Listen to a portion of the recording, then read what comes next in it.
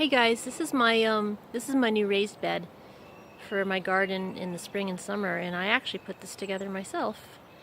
So my landlord ended up giving me some of the wood, so I ended up buying these things from Lowe's. They got little slits that go in, so you can put the wood in there, and it was actually pretty easy. I mean, I had to be careful not to hurt myself because they were heavy, but I had Ralph carry them over, so that helped.